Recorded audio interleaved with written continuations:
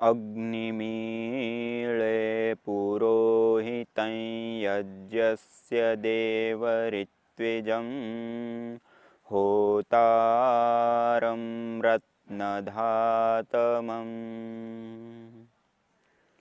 सर्वरक्षक परमपिता परमात्मा को याद करते हुए, परमपिता परमात्मा को प्रार्थना करते हुए, और उसी परमपिता परमात्मा ने जिसने हम सबको यहाँ भेजा, हम सब के लिए अन्न, जल, वायु, प्रकाश इत्यादि की समस्त व्यवस्था करता है, उस परमपिता परमात्मा को कृतज्ञतापूर्वक प्रणाम करते हुए, नमन वंदन करते हुए आइए आज हम उसी परमपिता परमात्मा ने दिया हुआ जो वेद रूपी ज्ञान है, उस दिव्य ज्ञान को, उस भागवत ज्ञान को, उस पवित्र ज्ञान को प्राप्त करके हम भी अपने अंतःकरण को पवित्र कर पाए और उस परमपिता परमात्मा के पात्र अर्थात उसको प्राप्त करने के सुपात्र बन पाए, ऐसी हम योग्यता प्राप्त करें।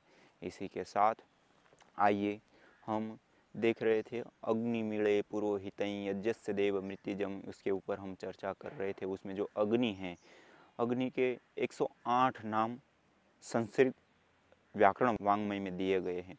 यह जो 108 नाम हैं वह एक एक नाम उसके एक एक गुण को लेकर के दिया गया है, या फिर संस्कृत भाषा में कोई भी शब्द का, कोई भी वस्तु का जो नाम होता है तो वह नाम उसके गुण, उसके कर्म, उसके जो स्वभाव होता है उसको लेकर के उसका नामकरण किया जाता है। अर्थात उस नाम के पीछे उस वस्तु के गुण, कर्म, स्वभाव छुपे हुए होते हैं। इसलिए नाम सुन कर के भी हम उसका अनुमान लगा सकते हैं कि इससे ऐसा ऐसा कुछ होगा, जैसे हमने कोई वस्तु देखी नहीं है तब भी। लेकिन मुख्य रूप से जो नाम होता है उसके जो गुण, कर्म, स्वभाव जो उसका होता है उसके अनुसार, तो अग्नि जो है, अग्नि के 108 नाम हैं। और अग्नि को पूरे ऋग्वेद में सबसे प्रथम सूक्त में रखा, अग्नि सूक्त, और उसमें भी प्रथम ही मंत्र में और सबसे पहले मंत्र में कहा अग्निमीळे। हम अग्नि की स्तुति करते हैं, अग्नि स्तुति करने योग्य है। और अग्नि की स्तुति करने से क्या होता है, जैसे हम किसी की भी स्तुति करते हैं तो हम उसके नज़दीक जाते हैं, उस चीज़ की हमारे भीतर जगह बनती है। स्तुति हम ईश्वर की करते हैं, स्तुति भगवान की करते हैं, स्तुति हम जिस किसी की भी करते हैं तो उसके प्रति हमारे मन में जगह बनती है, उसके लिए प्रेम, सद्भाव, वात्सल्य हमारे भीतर जगता है और उसको प्राप्त करने की इच्छा हमारे भीतर जगती है, इसलिए उसकी स्तुति की जाती है। ऐसा नहीं कि स्तुति का मतलब ये है कि जो नहीं है उसका वर्णन करना। स्तुति का अर्थ है कि जो चीज़ जैसी है और जिसके विशिष्ट गुण हैं उसका गान करना, इसलिए उसकी स्तुति की जाती है। और अग्निमीळे, हम इस अग्नि की स्तुति करें, क्यों? क्योंकि अग्नि एक इतना उत्तम पदार्थ है, अग्नि एक इतना उत्तम गुणों से युक्त है, जितने गुण उसके भीतर है वो गुण यदि हमारे भीतर उतर जाए तो निश्चित हमारा कल्याण हो जाए। इसलिए अग्नि एक सर्वोत्तम श्रेष्ठ एक पदार्थ है। बेशक वो स्थूल है अग्नि, लेकिन स्थूल होते हुए भी उसकी शक्ति इतनी सूक्ष्म है, इतनी सूक्ष्म है कि वो अन्य सारे पदार्थों में वो प्रविष्ट हो जाती हैं। जैसे जल, अग्नि, अग्नि जो होती हैं वो जल में भी प्रविष्ट हो जाती है, जल के कण कण में प्रविष्ट हो जाती है। जब हम जल को गर्म करते हैं तो क्या होता है, अग्नि उसके कण कण में प्रविष्ट, इतनी सूक्ष्मता से प्रविष्ट हो जाती हैं कि हम उसको अलग करके देख नहीं सकते कि ये अग्नि है और ये जल है, दोनों मिले हुए हैं। इसी प्रकार इस धरती पर सबसे ठोस या कठोर चीज़ मानी जाती है लोहा या सोना या चांदी, कोई भी धातुओं को हम ले, जो इतनी कठोर होती है, उतना कठोर होते हुए भी जैसे हम पानी इस ओर से डालें तो वो उस लोहे के पार नहीं जाता है। जब बड़ा सा लोहा रखते तो उससे पार नहीं जाता, लेकिन अग्नि को हम रख दे तो क्या होता है, देखते हैं कि अग्नि इतनी सूक्ष्म होती है कि इतना ठोस और इतने कठोर और इतनी बड़ी मात्रा में जो लोहा होता है उसको भी पार कर जाती है और उससे पार पहुंच जाती है। माने इतनी सूक्ष्म है अग्नि। और इसी प्रकार से जो दीवार इत्यादि होते हैं, इतनी बड़ी होती है और वो संचालक भी नहीं होती है, लेकिन फिर भी उसके संपर्क में जब अग्नि आती है तो दीवार भी गर्म होकर के परली ओर चली जाती है अग्नि। और इसी प्रकार अन्य कोई भी चीज़ के साथ हम आप घटा करके देख सकते हैं कि जो अग्नि है वो सब चीज़ों में प्रविष्ट हो जाती है। इससे सूक्ष्म और कोई चीज़ इस धरती पर हमको मिलेगी नहीं। ये अग्नि ही एक ऐसी इतनी सूक्ष्म से सूक्ष्म चीज़ है कि अन्य तमाम पदार्थों के अंदर वो प्रविष्ट हो जाती है, घुस जाती है, उससे आर पार चली जाती हैं और उनको अपने जैसा बना लेती है, अपने गुणों को उसमें आधान कर देती है, अपने जो गुण है उससे उसको युक्त कर देती हैं। तो ये अग्नि में ही हम इस विशिष्टता को देख सकते हैं। और इसी प्रकार यह अग्नि जो है उसको पावक भी कहा गया। पावक मानी पावन करने वाली। जैसे ये वायु है, वायु जो इतनी बड़ी, जैसे हम धरती के ऊपर पानी का समुद्र देखते हैं, उससे भी कई गुना बड़ा ये वायु का इतना बड़ा समुद्र हमारे चारों ओर है जिसमें हम विचरण करते हैं। यह जो वायु का समुद्र है वो भी तो दूषित होता है। नित्य प्रति हम सांस लेते हैं या अन्य चीजें सड़ती हैं, ऐसी जो चीजें होती हैं उन सब के माध्यम से यह जो सारा वायुमंडल है वो अशुद्ध होता है। लेकिन जब सूर्य की धूप, सूर्य के माध्यम से जो अग्नि का इसमें प्रवेश होता है, उस प्रवेश होते ही इसमें शुद्धिकरण होने लगता है। ये जो वायु है वो शुद्ध हो जाती हैं। और वायु भी कितनी सूक्ष्म है कि हमारी इसी आंखों से भी वायु हमको नहीं दिखाई देती। इतनी सूक्ष्म वायु होते हुए भी उस वायु के अंदर भी यह अग्नि प्रविष्ट हो जाती हैं। आप देखते हैं कभी अनुकूल मानी, कभी ठंडी वायु बहती है, कभी गर्म वायु बहती है। जब धूप होती है अधिक या कहीं आग जल रही होती है तो वायु भी गर्म हो जाती हैं। क्यों? क्योंकि वो इतनी सूक्ष्म है वायु कि हमारी आंखों से भी वो दिखता नहीं है, लेकिन फिर भी उसमें भी प्रविष्ट हो जाती है अग्नि। तो इतनी सूक्ष्म है।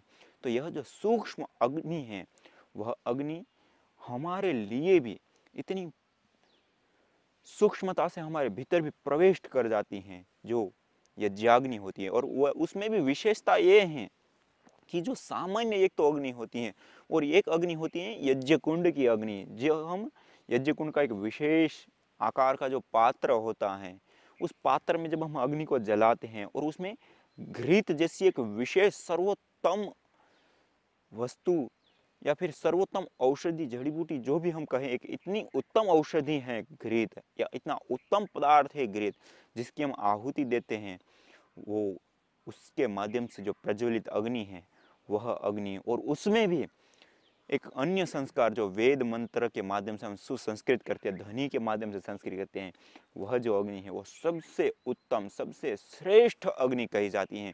और हम जब यज्ञ करते हैं तो उस अग्नि के समीप में बैठते हैं, और जब उस अग्नि के समीप में बैठते हैं तो निश्चित यह जो अग्नि है वो इतनी हमारे लिए लाभकारी और हमको इतना ज़्यादा लाभ देने वाली होती हैं कि जैसे ये पूरी पृथ्वी के चारों ओर विशाल वायु का समुंदर है और उसमें इतनी अशुद्धियाँ होती है और सूर्य के निकलने पर उसकी अशुद्धियाँ सारी दूर हो जाती है।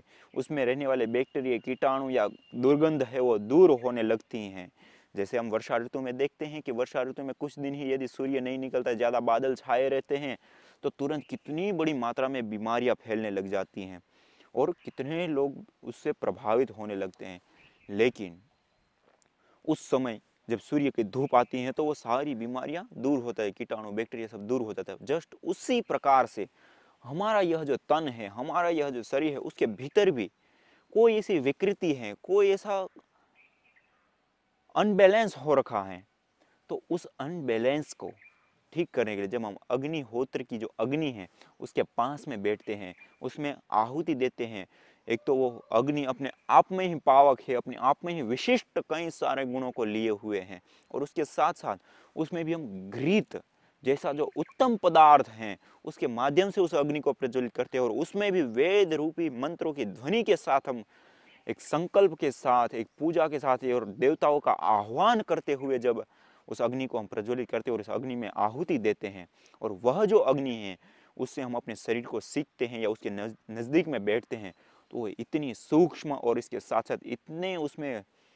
पॉजिटिव गुण होते हैं, इतने उसमें विशिष्ट गुण होते हैं कि उस अग्नि के माध्यम से हमारा पूरा जो तन है, हमारा पूरा जो शरीर है, और पूरा शरीर का शोधन कर देती है और पूरे शरीर में सामंजस्य स्थापित कर देती है। जैसे मैंने आपको कल भी बताया कि हमारा शरीर में रहने वाली जो व्याधियां हैं उन व्याधियों को स्वतः ही दूर हो जाती है। जब हम इस प्रकार से यज्ञ करते हैं तो व्याधियां तो दूर होती ही होती हैं, लेकिन उसके साथ साथ हमारा मन भी एकाग्र होता है, हमारा मन भी शांत होता है, क्योंकि यह जो अग्नि है वह उसमें डाले हुए जो पदार्थ उसमें उनको अति सूक्ष्म कर करके हमारे भीतर प्रविष्ट करा देती हैं और हमारे तन और मन में उसका आधान कर देती है वह अग्नि। और उस अग्नि के पास में बैठना कोई सामान्य कर्म नहीं है। इतना उच्च कोटि का कर्म है, इतना उच्च कोटि का लाभ है उसके पास में बैठना कि उसकी हम कल्पना भी नहीं कर सकते हैं। अभी तक के वैज्ञानिक लोग जहाँ तक पहुँचे हैं वहाँ तक एक तो हमारी तन की शुद्धि होती है, हमारे शरीर के रोग दूर होते हैं, हमारा मन शांत होता है, स्ट्रेस, तनाव, चिड़चिड़ापन या हमारे मानसिक जो उन्माद रोग होते हैं वो दूर होते हैं। और उसके साथ साथ मन में शांति, सहजता, एकाग्रता बनती है और उस परमपिता परमात्मा के साथ हम एकाकार रूप हो जाते हैं और हमारे मन का सत्व गुण पराकाष्ठा पर आने लग जाता है। यह जो ताकत है देने की वह हमको यज्ञ देता है, वरना हमारा मन तो इतना चंचल होता है, जैसे हम श्रीमद् भगवद गीता में देते हैं, चंचल ही मन कृष्ण प्रमाथि बल वदृढ़। जो अर्जुन श्री कृष्ण भगवान से पूछता है कि हे प्रभु कि यह जो मन है ये इतना चंचल है, इतना ज़्यादा वो है कि इसको वायु को जैसे मुट्ठी में कैद करना उससे भी ज़्यादा कठिन है। मानी वायु जैसे होती है उसको हम मुट्ठी में बंद करना चाहे कहाँ होती है, वो चारों ओर से निकल जाती है। उसी प्रकार से हमारा मन जैसे हम कंट्रोल करना चाहे, जैसे उनको पकड़ना चाहे वो तो और भागता है। तो इसका क्या कारण है और इसको कैसे हम कंट्रोल करें, तो वहाँ पर भी इतनी व्यथा वो बता रहा है अर्जुन श्री कृष्ण से। तो ये मन तो इतना चंचल है, लेकिन ऐसा इतना ज़्यादा चंचल मन को भी हम एकाग्र कैसे कर पाए, उस मन को भी हम कैसे पकड़ पाए, उस मन को भी हम कैसे हमारे अनुसार हम चला पाए, तो उसकी एक विधा हमको ऋषि मुनियों ने दी सृष्टि के आदि काल में। और वह विधा है यज्ञ करना, अग्निहोत्र। इसलिए तो अग्निहोत्र यज्ञ हमारी उपासना पद्धति हुआ करती थी। सुबह शाम दोनों समय हम हवन यज्ञ अग्निहोत्र करके और हम अपने मन को शांत करते थे, एकाग्र करते थे, सात्विकता में स्थित करते थे। और जब मन सात्विकता में स्थित है और उसके बाद हम धरती के ऊपर कोई भी काम करेंगे, सारे काम सात्विकता से युक्त होकर के होंगे। और जब सात्विकता से युक्त होकर के होंगे तो बंधन के कारण नहीं बनेंगे, वह दुख के कारण नहीं बनेंगे, वह मुक्ति के कारण बनेंगे, वह सुख के कारण बनेंगे, वह शांति के कारण बनेंगे। और यही काम करने होते हैं जो हम आज कर रहे हैं, वही काम कल करने इस दूसरी स्थिति में करने होते हैं। लेकिन काम करने की जो स्थिति होती है वह बदल जाती है, उसके पीछे हमारी कामनाएं नहीं रहती, हमारी आसक्ति कर्म के प्रति नहीं रहती है, कहीं हम राग और द्वेष से युक्त होकर के नहीं जुड़ते या नहीं बिखरते हैं। अपितु यह परमपिता परमात्मा की धरती है, परमपिता परमात्मा ने हमको भेजा है, परमपिता परमात्मा ने सारी इतनी सुंदर समष्टि हमको दी है कि ऊंचे ऊंचे पहाड़ लहराते हुए, पेड़ खिलते हुए, फूल वनस्पति औषधियाँ, फल फूल रसदार, कितनी सुंदर यह धरती है। फिर भी हम कितने दुखी रहते हैं, इन सारी इतनी सुंदर धरती का आनंद नहीं ले पाते। क्यों? क्योंकि हमारा मन शांत नहीं, हमारा मन एकाग्र नहीं, हमारे मस्तिष्क में जो ज्ञान है वो ज्ञान शुद्ध नहीं है। उसके कारण परमपिता परमात्मा ने इतना अद्भुत हमको शरीर दिया है, इतनी अद्भुत ये समष्टि दी है जिसमें इतने फल फूल औषधि वनस्पति, इतने रसों से भरे हुए कितने पदार्थ है, व्यंजन है।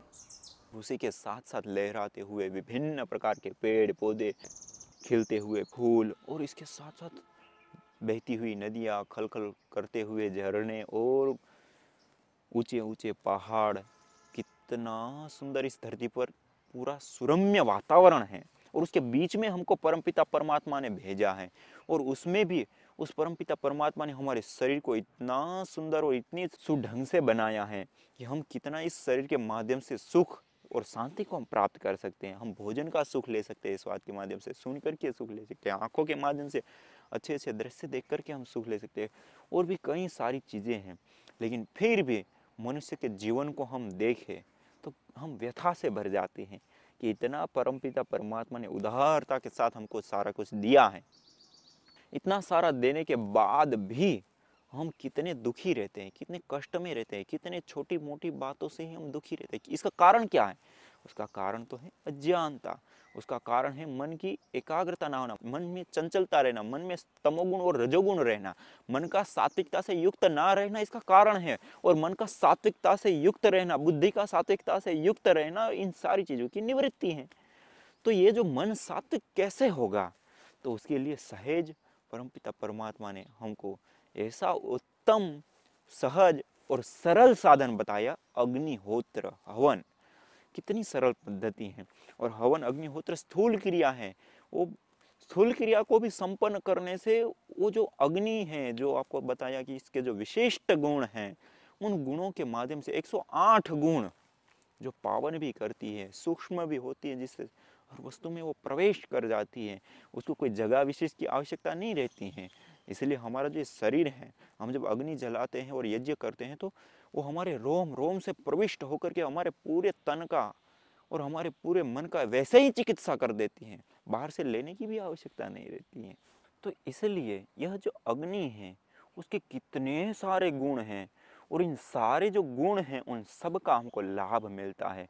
हम प्रत्यक्ष रूप से देख तो नहीं पाते हैं, लेकिन अप्रत्यक्ष रूप से अति सूक्ष्म होने के कारण वो हमको लाभ तो देता ही देता है, और कोई भी इस लाभ को अनुभव कर सकता है। ऐसा नहीं है कि ये एक कोई कर्मकांड मात्र की वस्तु है ना। जो भी व्यक्ति इस हवन को, अग्निहोत्र को 1 महीना 2 महीना करके देखे, सुबह और शाम, सूर्य निकलते समय और सूर्य को डूबते समय, जैसे हम पूजा पाठ इत्यादि करते हैं उसी प्रकार यह अनुष्ठान है। और पूजा पाठ से श्रेष्ठ है देवताओं को दान देने का, प्रभु से प्रार्थना करने का, या हमारी जो उपासना पद्धति है उसके लिए सबसे श्रेष्ठ साधन है ये अग्निहोत्र। कोई भी व्यक्ति इसको 1 महीने 2 महीने अपना करके देख सकता है और उस चीज़ को अनुभव कर सकता है। क्योंकि स्थूल रूप से हम जब करते हैं तो वहाँ पे हमको ये सारी क्रियाएं बाहर की दिखती हैं, दूर की दिखती हैं। इससे हमारे भीतर कैसे परिवर्तन आएगा, हमारे रोग कैसे ठीक हो जाएगा, तो एक कई सारे क्वेश्चन हो सकते हैं। लेकिन जो इसकी सूक्ष्मता की जो एक पहचान है, या इसकी जो सूक्ष्मता का एक जो विज्ञान है, वह विज्ञान कोई छिपा नहीं सकता, उसको अनुभव किया जा सकता है। और जिन लोगों ने यज्ञ किया उन लोगों ने अनुभव किया है। और यह आजकल का विज्ञान नहीं, ये तो हमारे ऋषि मुनियों ने दिया हुआ विज्ञान है। और आज के जो साइंटिस्ट लोग हैं या आज की जो टेक्नोलॉजी है उसके माध्यम से भी ये सिद्ध हो चुका है कि हवन करने से इतने सारे लाभ मिलते हैं कि हम उसकी कल्पना नहीं कर सकते हैं। जैसे हमने कल आपके सामने रखा था कि हमारे जो अष्ट चक्र होते हैं उन चक्रों का भी जागरण होने लगता है, उनकी जो शक्ति है वो कई गुना तक बढ़ने लग जाती है। और थोड़ी ही देर में हम हवन करते हैं, कितनी मिनट लगते हैं, 15-20 मिनट, 30 मिनट, बहुत बड़ा करेंगे तो 30 मिनट, उससे ज़्यादा करेंगे तो और अच्छी बात। लेकिन हम 15 से 20 मिनट जो दैनिक अग्निहोत्र होता है 15 से 20 मिनट लगता है। 15 से 20 मिनट हम अग्निहोत्र करते हैं और 15 से 20 मिनट में ही हमारे जो ये शक्ति केंद्र होता है उसकी जो शक्ति हो कई गुना तक बढ़ जाती है। और उनकी शक्ति बढ़ने का परिणाम होता है कि हमारा तन का स्वस्थ रहना, हमारे मन का उत्कृष्ट बनना, और उसके साथ साथ हमारी आध्यात्मिक उन्नति होना। जो भी व्यक्ति आध्यात्मिक उन्नति को प्राप्त करते हैं उनके उस चक्रों की जो शक्ति होती है वो जागृत होने लगती है। इसलिए कहते हैं जो कुंडलिनी जागरण, कुंडली की जागरण का अर्थ ही यही होता है कि यह जो चक्र हैं सारे, उन चक्रों की जो अपनी शक्ति है वो शक्ति का जागृत होना या उसका बढ़ जाना, यही कुंडलिनी जागृत होना। और उस शक्ति के बढ़ने के कारण हमारे पूरे तन मन के साथ साथ हमारी आत्मा में भी शुभ का आदान होता है, तृप्ति का आदान होता है, संतोष का आदान होता है, शांति का आदान होता है, और हम आनंद की स्थिति को प्राप्त करने की ओर अग्रसर होने लग जाते हैं। तो यह सारा इसके पीछे विज्ञान छुपा पड़ा है। इसलिए इस यज्ञ को अपनाए, इस यज्ञ के साथ जुड़े, और इस यज्ञ के जो यथार्थ लाभ हैं, इस यज्ञ के जो दृष्ट लाभ हैं, उसके साथ साथ जो अदृष्ट भी लाभ हैं उसका भी हम लाभ उठा सकते हैं। तो इतनी उत्तम यह चीज़ है कि एक पारस मणि है एक प्रकार की, कि जो व्यक्ति इस यज्ञ रूपी पारस मणि को अपना लेता है वह सोना, जैसे कहते हैं ना कि पारस मणि होती है, उसको यदि कोई भी धातु के साथ छुआते हैं तो सोना बन जाती है, मानी कीमती बन जाती है, उसके जो गुण है वो कई गुना बढ़ जाते हैं और बहुत ज़्यादा उपयोगी बन जाती हैं। बस उसी प्रकार से जो इस यज्ञ के साथ मिल गया, या जिसने इस यज्ञ को अपना लिया, जिसने इस यज्ञ को छू लिया, या इस यज्ञ के साथ उनका संपर्क हो गया, उसको यह यज्ञ देवता बना करके छोड़ेगा। इसलिए शास्त्रों में साफ साफ कहा है कि जो व्यक्ति नित्य प्रति यज्ञ करता है वो देवता बन जाता है, उसको यज्ञ देवता बना देता है। और जो नित्य प्रति यज्ञ करता है उसके तन में कोई व्याधि नहीं रहती है, जो नित्य प्रति यज्ञ करता है उसके मन में कोई व्याधि नहीं रहती या मन में कोई विकार नहीं रहता है। जो नित्य प्रति यज्ञ करता है उनकी बुद्धि शुद्ध हो जाती है, जो नित्य प्रति यज्ञ करता है उनके पूरे जीवन में शुभ का आधान होने लगता है। धन संपत्ति ऐश्वर्य के साथ साथ सारी जो पॉजिटिव या अच्छी चीजें हैं, सुख देने वाली, शांति देने वाली, लाभ देने वाली जो भी वस्तु पदार्थ या जो भी चीज़ है वो सारी प्राप्त होती हैं। इसलिए आचार्य चाणक्य जी ने कहा है अपने सूत्रों में कि जिस घर में नित्य प्रति अग्निहोत्र नहीं होता है वह घर स्मशान के समान है। स्मशान क्या होता है? एक दुखालय, जहाँ पे मृत्यु से सब लोग डरते हैं, वैसा होता है। और जो व्यक्ति नित्य प्रति यज्ञ अग्निहोत्र अपने घर पे करता है, वह मानो स्वर्ग में रह रहा हो। तो इतना बड़ा लाभ बता दिया। तो यह जो लाभ है वो कोई सामान्य नहीं, ये बहुत ही विशिष्ट लाभ है, बहुत ही ज़्यादा उत्कृष्ट लाभ है। और इसी प्रकार महर्षि मनु जी ने भी कहा है कि जिस घर में अग्निहोत्र हवन होता है वह घर स्वर्ग के समान होता है। उस घर में सुख, शांति, समृद्धि और जो भी पदार्थ आते हैं वो अति उत्तम पदार्थ होते हैं। और इसी प्रकार से श्रीमद् भगवद गीता में भी कहा है कि यज्ञ के माध्यम से जो हमको पदार्थ प्राप्त होते हैं, अर्थात जो हमको प्राप्त है, इसके बाद जब हम यज्ञ करते हैं तो यज्ञ करने के बाद जो शेष पदार्थ है उसका हम सेवन करते हैं, तो उसका सेवन करने के बाद हमको स्वर्ग जैसा प्राप्त होती हैं। ऐसा मानो कि ब्रह्मलोक को हम प्राप्त करेंगे, इतना उत्तम उसका फल होता है। तो ये सारे जो अलग अलग शास्त्र हैं जो हमको बताते हैं, वह कोई सामान्य कथन नहीं, एक अति उत्तम कथन। और यही एक वाक्य हमारे दिमाग में, हमारे मस्तिष्क में बैठ जाए तो हम यज्ञ को छोड़ेंगे नहीं और यज्ञ को अपनाएंगे। और यज्ञ को अपनाएंगे तो वो तो पारसमणि है, जो उसको छुएगा, जो उसको अपनाएगा, उसको अमर बना देगा, उसका वो उद्धार कर देगा, उसको वो तृप्त कर देगा, उसको सारी कामनाओं को पूर्ण कर देता है। तो आइए हम सब मिलकर के इस यज्ञ को अपनाएं, औरों को भी प्रेरित करें और अपने जीवन के साथ इस जगत में भी शुभ का आदान करें। आज इतना ही। इसी के साथ ओम शांति शांति शांति ओम।